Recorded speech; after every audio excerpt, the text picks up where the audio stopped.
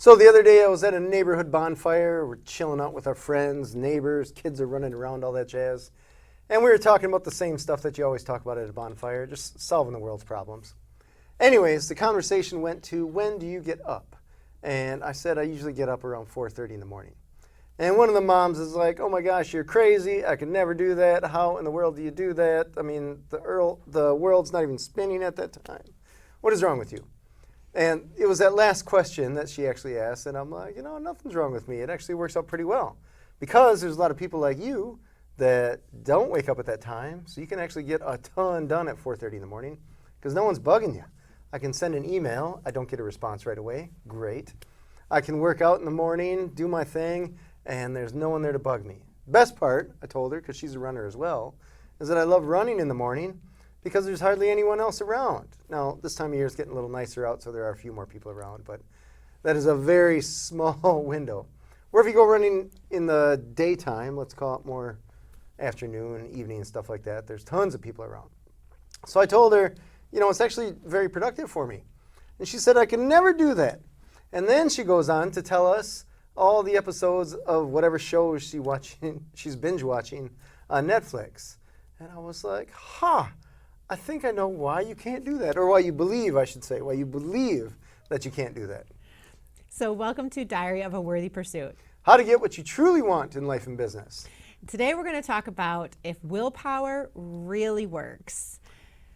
I love this one because you and I were talking here before, and I think we come from different positions here. We do. So this is going to be a fun one to digest. Yeah, maybe we'll come to some common ground. All right, well, I hope so. Yeah, but what I find so interesting about your story is I told you it's one of my values that if you say that you have a priority, show me how you spend your time. And I'll tell you if that's really your priority or not, right? Because if you're not aligning your time with what you say your values and your priorities are, then you've got a misalignment problem, right? So it's a huge pet peeve of mine to have people say that. But I mean, I get it, because anytime you want something in life, I think that we don't always realize the opportunities that we have to work on that thing because we're so in our own routine of how life has been. Yeah, I like it. It's tough because I guess from my point of view, she almost felt, I feel like she felt by trying to put me down that she was trying to raise herself up to like that's a standard that you shouldn't try to achieve. And for me, it was one of those like standard. I don't know. It's just when I get up. Like sooner or later, everybody has to get up. Right. And I don't know what time she gets up. I imagine it's 6:37, something like that, with all the other 5-year-olds. I thought, what is the point? Why would you get up so late? Yeah. Like I feel if I would get up at 7 in the morning and it's not a weekend, I would feel like, oh my gosh, something is wrong. You've missed so much. Yeah, because my routine is set up to 4:30 in the morning, email, workout, take care of the dog. Yeah. Move on with your life, you're raring to go. But you guys might have different goals too. So ultimately, this whole idea of willpower really comes down to, well, what are you trying to accomplish? Because you got to know the thing, right? If you have a vision for your life that is, I'm going to be productive, I'm going to grow a business, I'm going to prioritize my family, whatever the things are, those are my values, then I know that how I'm going to spend my time should be, aligned with that. So for example, I used to love getting up early in the morning, and it was where I got a lot of stuff done. But as this season of life has happened, I realized, is this winter or spring? We're going to call this the young kid season. All right. It's not based on the weather. Okay, gotcha. That it's harder for me to wake up in the morning. Not that I wouldn't love to, but that I'm trying to honor what my body needs, being on a healing journey. And so I sleep till about 5:45 every morning. And then I get up to my meditation and get about my day with my kids. And then I do my self-development after my kids are gone to daycare. Gotcha, okay. But again, the goals can be the same, but how we want to carry it out can be different. Fair. Or Totally you might fair. have completely different goals, right? So you're a business owner. Maybe this person is not. I don't know what she does for a living. It'd be interesting. Not a business owner. Okay. No. So what you want to accomplish in life might be different. But even, I want to lose 20 pounds. If you have a health goal or you have health and business is where I typically go, but maybe you're like, I want to have a deeper relationship, or I want to prioritize my spirituality, whatever the thing is, you still got to know what you're aiming for. Totally have to have a goal. Yeah. Yeah. I think it's interesting because I have this quote hanging up in my basement where I work out, and it says, "Be aware of the difference between the pain of discipline versus the pain of regret." And it's essentially saying that that's the pain powerful. of discipline is less than the pain of regret. So just go through the stuff, do what you got to do to get her done. Right. Well, that really comes down to this whole idea of identity, right? So we say you got to have a vision, where are you headed? We've talked about this in the past, but it's also that idea of who's the kind of person that you're aiming for and who you want to be, right? So I saw this really interesting drawing, and it was this idea that how you're going to become that person can be set up in different kinds of intentions, right? So you can set up a goal, and think of it like a circle. So the outer layer is I set up a goal, like I want to lose 15 pounds. Cool, that's your goal. But if you have a better intention, that the inside layer of that would then be, well, what's the process to make that goal happen, right? So if I want to lose 15 pounds, then the process would be I'm going to get up at 4:30 every morning and go for a run, and I'm going to then have a smoothie after that, protein shake or whatever. So I'm getting in good food and I'm getting in my workouts, right? Things like that. Okay, so that's my process. So I'm more likely now to accomplish my goal because I'm not just saying the goal. I'm thinking about how I'm going to implement it. So I've got a process. But then there's research that says that even on the inside of that, the very core of that should be, well, what's the identity that you're trying to achieve or accomplish? So it's not, I want to lose 15 pounds. It's, I'm a healthy person who makes healthy choices. Or I'm an active person who can keep up with her kids and her grandkids.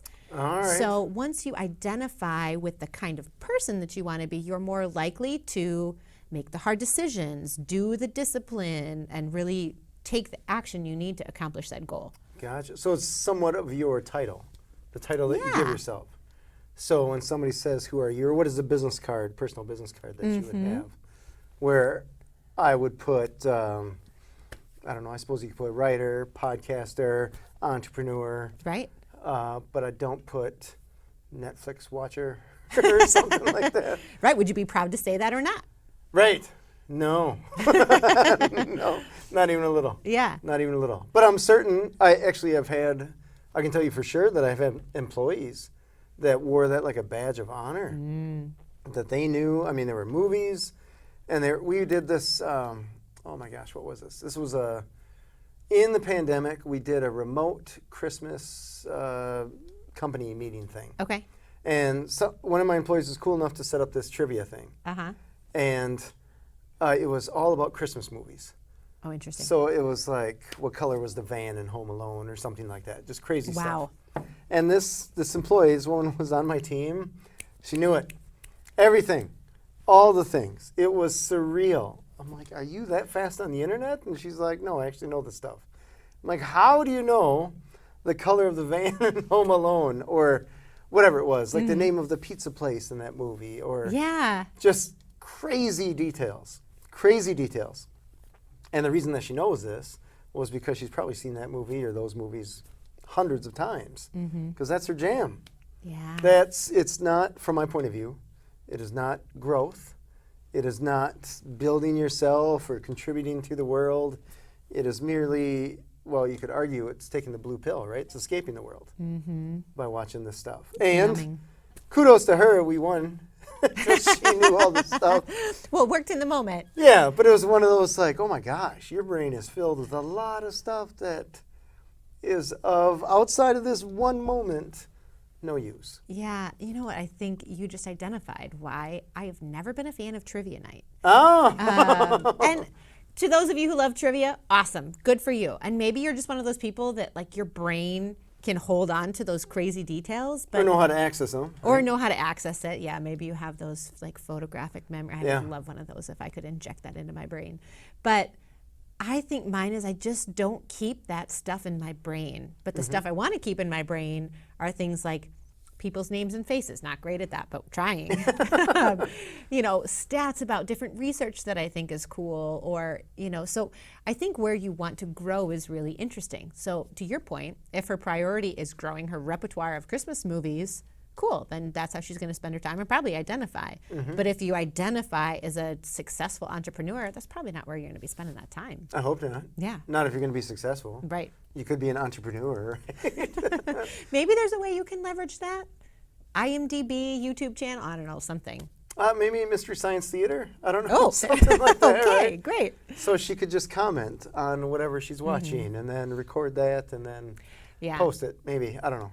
I But don't know if you again, make money at that. it's an identity thing, right? So if your identity is, I'm gonna know the most about all the Christmas movies, and that's what I want to hang my hat on. Cool. Then your discipline will be related to how you spend your time. I'm gonna watch more Christmas movies.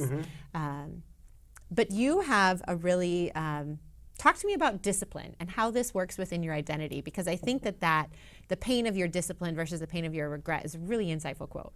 So you could probably argue pretty strongly that this is a character flaw. But from my point of view, when I'm talking with someone, if I feel that they're not disciplined or that they're showing weakness towards themselves, I get frustrated with them. And I'm like, oh, you could be so much more. You could be so much more. And maybe it's just the coach in me, the person that's just like, my job is to help people, just help to guide them to raise themselves up. Right. To go towards growth so that they can make the world a better place, contribute, all that jazz. But I see some people like this employee, I'm like, smart woman. Yeah. Very smart woman. Not driven at all. Okay. Like zero. Afraid to go outside of the house. And this was pre-pandemic. She's just a homebody. Play video games, watch movies. That was her life. And I always think that's the blue pill, right? That's I'm gonna hang out here and pretend that everything's cool by watching somebody else be cool, not because I want to grow. And so I treat people that I meet like that, I treat them with a little bit of disdain. Yeah. Because I'm like, you're not making the world a better place, right? You're not contributing. You're not advancing anyone. No one's going to be like, hey, you cured cancer, right? Because she's not. Like zero growth. And so part of, I guess, that whole thing is like she's still a person. She's a relatively nice person. But I feel like because she's been given all this opportunity, right? She has this intellect. She's got this intelligence, all this opportunity. I mean, think of all the things that had to happen for her to even be able to see a movie or to play a video game. All the things, the technology, all that stuff. Right. I'm kind of taking it for granted. So I'm like, I get frustrated with that. Yeah. It's Especially almost when they're my employees. it's like a responsibility, right? Yeah. So you've been given all of these opportunities and these gifts and these strengths. So what are you going to do with them? Right. And Yeah, what are you going to do? I like that. Right. Yeah. But I think that, again, coming back to this identity of not everyone has the same vision for their lives that we have. Like, this is so true as I see some of my friends who had kids before me parenting kids who are getting older and growing and going through this identity phase of their teen years. What are they going to be? Where are they going to prioritize their time? Am I going to spend all my time in soccer? Or am I going to, go do this other thing? Or am I going to get involved in things that maybe aren't as productive? And I think it's interesting when you think about, like, teens and growth and discipline in that way, because you look at it and you're like, oh, but you could be so much more. Right. And then you're like, but you got to remember, what do they want to be, right? So not everyone is reaching in the same way. But I'd agree that we share a value of growth-minded. Totally. And one of the things that bothers me that's a pet peeve are folks who identify with this idea of, like, well, the world is happening to me, and so my identity is that I get a pass because this happened, and this happened. It's like that victim mentality. Sure. Victim versus victor, right? Right. And it's that adjustment in mindset of how is this happening to me versus how is this happening for me? So that's allowing excuses to justify your predicament. Right. So this happened to me, so therefore it's okay that I did this thing, or I don't do this thing because of said thing over My here. boyfriend broke up with me, so Right. I routinely eat 5 gallons of ice cream every night. Whatever. Right. Something. I don't know. Well, but then that comes back to discipline, right? So when people say, well, I don't have to do that, or I'm doing this because this X thing happened, then you look at them and you're like, well, do they lack discipline then? Or are they allowing the story they're telling themselves is that this said thing is defining their lives, when if only they could get above that thing, they could realize that one instance doesn't have to be their defining moment of the rest of their lives. The thing that bothers me the most is when I talk to people who have a defining moment that's like 5, 10, 15 years ago, and they're still using it as the excuse for why they're living their life the way they are today. Oh, interesting. Yeah. So are they talking like high school or something like that? Or is I this more- haven't experienced any of that, but Okay. things like, well, I was laid off from my job, and so this happened, and so now I'm still searching 5 years later, Oh. or I have to take my mom to dialysis 3 days a week, so I can't hold it. It comes down a lot to jobs. I can't hold a job because I'm taking my mom to dialysis 3 days a week, and so it's really hard for me to do that. When it's like, well, that's the excuse. Or you could go find something part-time, or you could do something online, or you could right. find other ways to make that happening for you. You know, it's interesting you mentioned the dialysis, because in the sales training that I was in, the guy said, if you had to make it happen to survive, could you or would you? So in his Okay. example, it was Yeah. sales calls, right? You got to make, 50 sales calls today. Okay. And you're like, oh, I ain't got the time. Or I got to spend 5 hours looking up who I'm going to call instead of just going down the phone book or whatever. Right.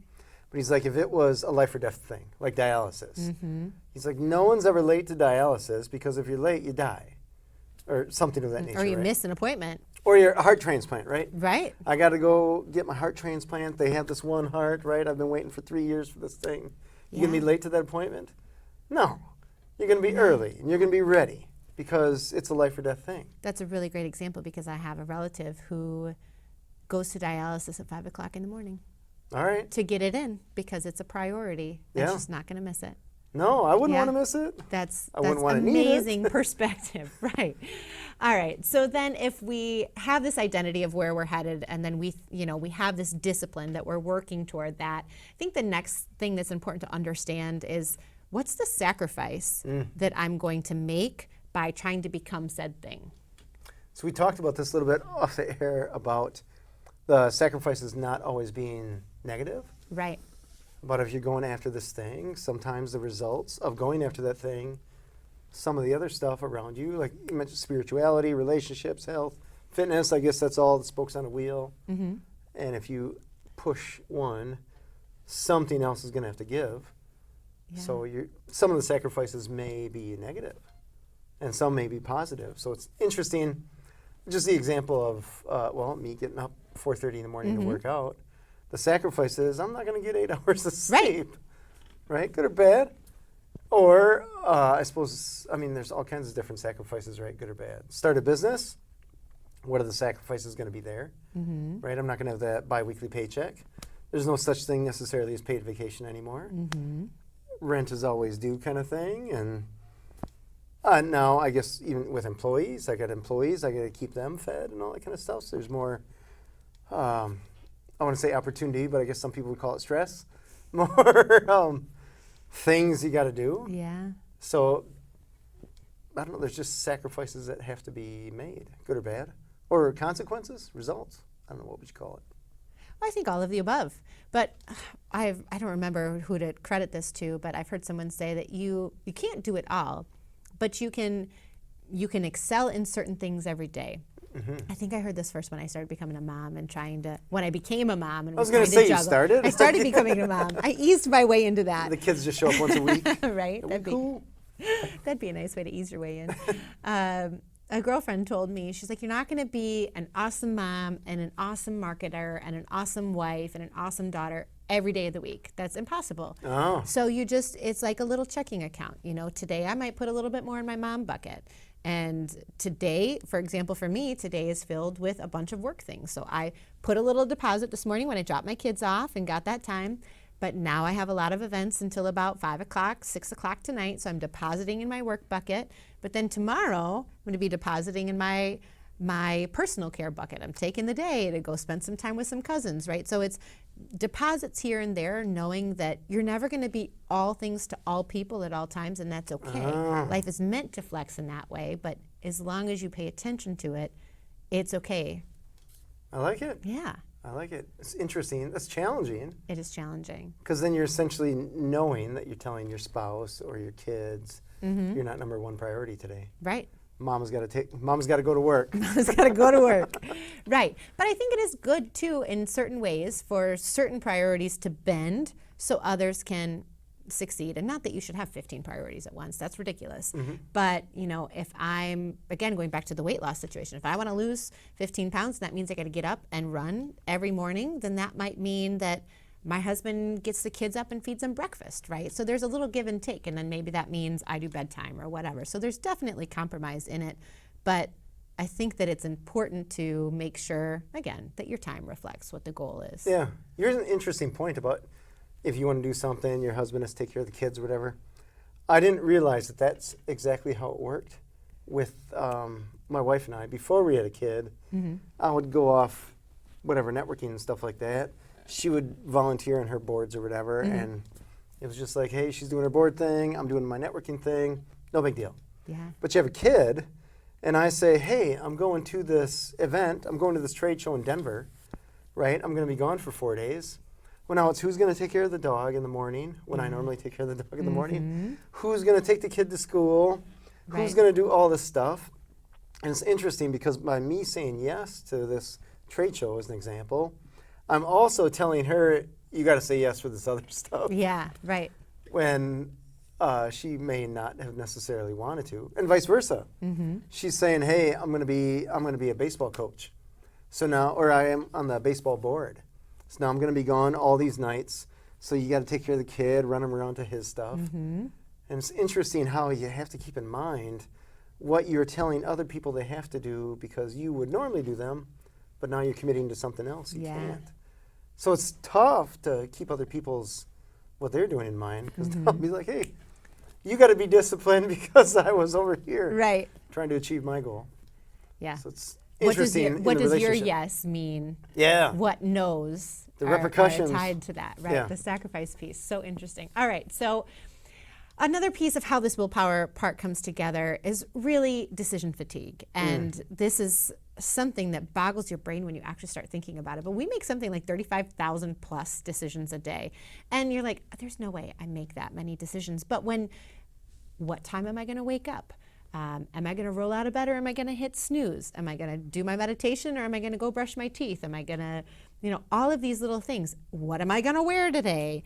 What route am I going to take to work? Am I going to stop for coffee? What am I going to get for coffee? So these little decisions add up. And willpower is this idea, in my opinion, that you are making decisions that align with your vision of yourself, right? Long-term goal. Right. So the problem in my eyes with willpower is that you can't continue to make the best decision 35,000 times in a day. By the end of the day, you're going to be so tired of making the right decision that you're just going to be like, oh, should I have this healthy dinner or should I have this like pizza and french fries? Pizza and french fries sounds good. That's easy. That's going to make me feel better for all these other decisions I had. So decision fatigue is a real thing that really just, at the end of the day, we're just done. Just give me the easiest thing. There's a reason why pizza delivery is at night. Right. Typically, and not in the morning. Exactly. In the morning, you're making all your good decisions, but by the nighttime, you're like, screw it, just call the pizza guy. Yeah. I think, so that's fair. I think you can get decision fatigue, but if you take that 35,000, what I would do, and what I have done, is like I'm a black t-shirt guy. I wear a black t-shirt every single day because I can just grab it. Right. I don't have to think, what am I going to wear? Or I rarely have to think, what am I going to wear? It's going to be a black t-shirt. Right. My wife makes fun of me, but I'm like, it's awesome. It works for a lot of people. I mean, Zuckerberg does that. The Apple guy, Steve Jobs, he did that. I make it look better than them, I believe, but that's just whatever. Of course. Right? You just grab, so it's one less decision that I have to make. Yeah. So now, if I have 35,000 decisions that I have to make, what I have to wear is not one of them. Yeah. So now I bank that. So now the goal is to not have to make as many decisions so that I have excess towards the end of the day. Because the day's only 24 hours long, right? Right. If I'm deciding when am I going to bed, when am I waking up, what am I eating, what am I going to wear, all that kind of stuff ahead of time, now I got all this bank of decision power. Yes, I love that. The bank of decision power. And that's so true because if you have a system in place or a routine, it's so much easier to stay on track making the decision that you want, right? And I think that that's where you and I differ here is when we get down to brass tacks, we agree, but the way we talk about it is different. Oh, So that's fair. I believe that if you set routines in place and you have systems, then you don't have to make as many decisions, and you have that decision power. I'm going to start using that. Totally going to steal that. Decision power. Right? Because when I wake up in the morning, I have a morning routine, and that changes based on the season. Like I told you, I'm in the young kid season, so it's very different now than it was 5 years ago or 8 years ago when I didn't have kids. But that routine is different. But every morning, I have a smoothie. I don't have to think about breakfast. I don't have to think about what's in my smoothie. I do the same thing every day, guaranteed nutrition. So I just know that that's the thing. I love the idea of wearing basically the same thing every day. You don't have to think about that, right? I do my meal planning on usually Monday mornings, but if I'm really good, I'll do it on a Sunday so I can actually prep it. But then I don't have to think about all week what's for dinner, because that's when I break down and order takeout. If it's like 6:30 on Tuesday after swim lessons and we were supposed to eat at 6 and I don't have a plan, cool, let's pick something up and go. Whereas if I have that planned, I'm helping myself not make that decision later, so it's easier to follow through on our goals. I like it. Yeah. I love it. That sounds cool. The whole willpower thing, I always think of Muhammad Ali. A reporter asked Muhammad Ali, how many sit-ups do you do? And he's like, I don't start counting until it hurts. And once it that's starts hurting, interesting. then I start counting. Yeah. Because it was just like, what's the goal? When I get punched in the gut, I don't want it to hurt or knock me out. So Right. it's just one of those things where I feel like willpower, I don't know, I feel like there's a negative connotation with willpower. Like if you have a lot of willpower, you must feel like you need it, or other people, I feel like they're okay playing the victim if they are addicted to something, or blame the addiction for their life being whatever way. It's just one of those things where I'm like, I feel like you got a pretty powerful mind. Other people have figured it out, and their brain isn't necessarily bigger than yours, Yeah. that you could probably figure it out. Well, there's so much cool science now talking about neuroplasticity and this idea that you can rewire and retrain your brain if only we look for the right resources and the right tools to do it. But you have to believe that you can do it first, right? Because whether you believe or you can or you don't, sure. that's true, right? Right. So, Believe to achieve. right. But one of the things that I think is interesting too is your environment. Right. Oh, so fair. if Totally you fair. are like you were talking about you and your wife and how you're splitting things, your yes means no for her for these other things. Well, that's your environment of how your willpower is working. If you were in an environment where, I go back and think about coaching volleyball and teenagers and how I had been part of a program that hadn't been winning, and so we were trying to turn that around, but there was a mindset issue. And yes, we were working on discipline to follow through. When it hurts, you still got to push through. It's the third set, you're down by 2, you still got to push. But what I found was interesting was as some of the girls started aging out and graduating, the mindset was able to shift. So the environment changed. Oh, nice. So the gals who had been there for longer had more of a negative mindset. Oh, we're never going to win. We're just a crappy program. So when you then get some of those girls to graduate, then the environment changes. And so sometimes you need to wait for that cancer environment went away.